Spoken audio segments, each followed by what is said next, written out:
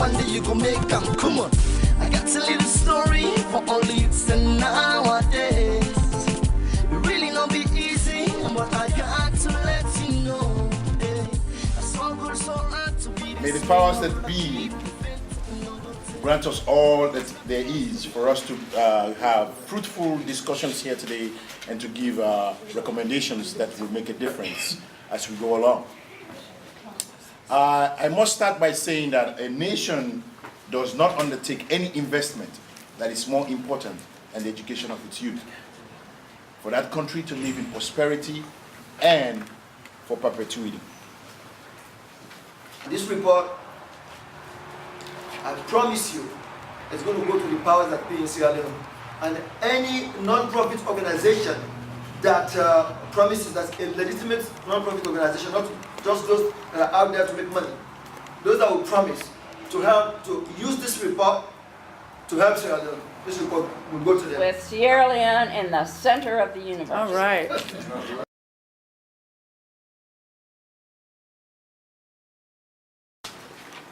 First of all, the existence of ghost teachers.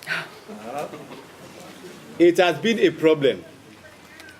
And I'm very happy to see that the government has tried so hard to combat that problem. What happened was government worked with DFID, and DFID gave a lot of money, encouraged the teachers to register. When the teacher registered, they give you 40,000 leones.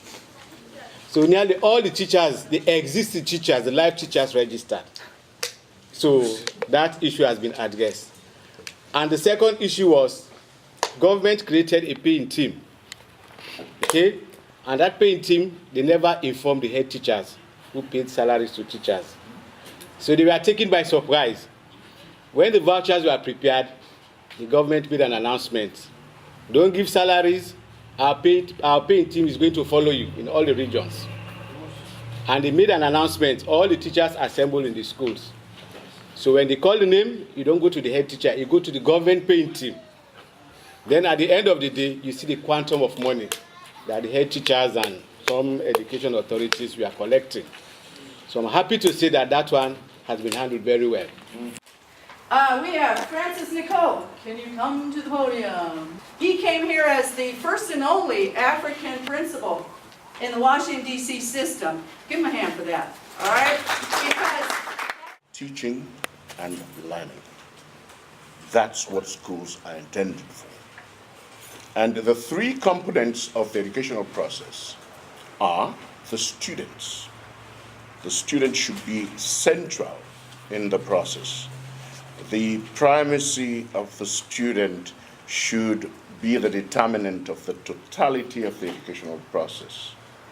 Unfortunately, we come from a society in which not adequate premium has been placed on children. Because even when we were young, we would remember, nadam pikin, nadam pikin, nadam bobo, nadam titi. And we must make students the central piece of the educational process. The second component is the curriculum. That is what we teach, the context in which we teach it, and how we teach it. And of course, the third but not least is the agent of instruction, which is the instructor or the teacher. Those three are pivotal to retool. In Sierra Leone, there's the assumption that once you're qualified as a teacher, you're always qualified as a teacher. Two different things. But when I sat here listening to all of this, I drew up a little triangle. And at the top of that triangle, since we're talking about education as a whole, I put policy. Policy. And at the base of the triangle, I put training, research, like the Institute of Education, and then the other side on the base, infrastructure. And somebody talk about infrastructure and materials. So we can do all of this thing. But this is not a criticism. I look at the paper, it says educating the youth of Sierra Leone. This is a very specific group. We cannot divorce that group from the total educational system. So it's very difficult. So my feeling is that we must try a little bit to have a kind of focus. It's not easy, and it is possible. And when I look at the second bullet point, talk about what needs to be done to impact change in education of our children. It's a slight difference there. But then during the discussion from the panelists, we heard something about, what was it now, preschool. All right. So we can go the whole gamut about education. So my suggestion would be, and I don't want us to deviate from what NOSLINA has given us, that, and I heard it from the panelists as well, to focus a little more on the youths. The lack of education and the marginalization of education after independence is partly responsible for the war, and the war in turn compounded the situation that we found ourselves in. Malcolm X, on the other hand, said, education is the passport to the future. People should be recognized and given awards for excellence in teaching and also excellence in learning. We should have stuff like Teacher of the Month in every school and Student of the Month in every school. And these schools should be visited by personnel in the educational department that will recognize these kids, the permanent secretary, the under-permanent secretary, the assistant minister, whoever. Visit schools and recognize teachers for what they do and what students also do. In the final analysis, if there is a teacher of the year or student of the year, that student of the year or the teacher of the year should be invited to the State House and recognized for everybody to see that we value education.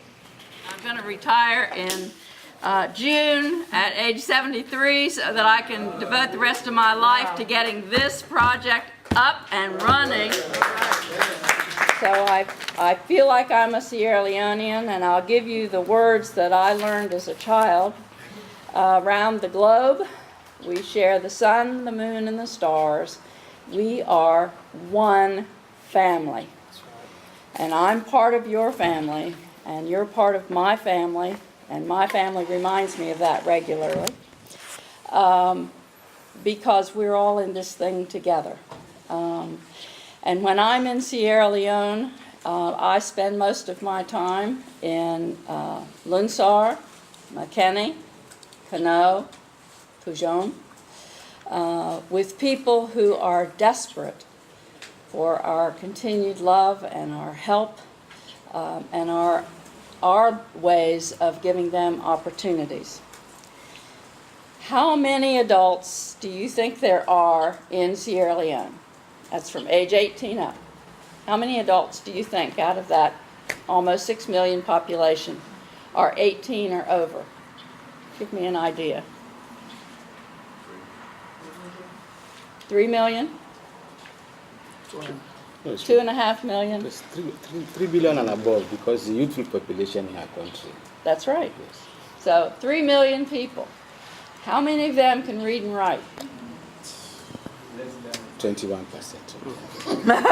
That's very How many? 21%. That is very generous. 21%, which is very generous. How many have never gone to school? Great numbers. 75. Great numbers. The point is that in countries where young children do well in school, it's because their parents have also gone to school. And they have built what we must do in Sierra Leone, and that's build a middle class. And we cannot do it unless we change the way we do business. Dr. Alusine Kanu, who had gone back to Sierra Leone for the first time in 17 years, he went back in Christmas of 2005.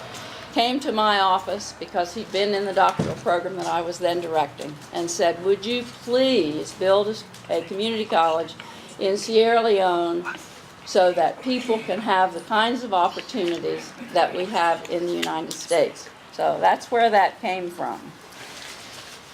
So, in talking about why the system is failing, it isn't necessarily failing everywhere, but one of the places where it is failing is because we have not addressed the adults. One of the good things that's happened is with the Bamanja Commission study and its reorganization of the organogram for the system, there is now room in the Ministry of Education for the community college system. It's called the International Community College Town Center System. Sierra Leone is the first. It's international because we must have, for the children and for the adults, partnerships back and forth across the country. That once again, we're hearing the conversation about not just the instruction, the training of those who are doing the instruction, but how it actually plays out on the front line, that everything may look good in how we write it down in the book.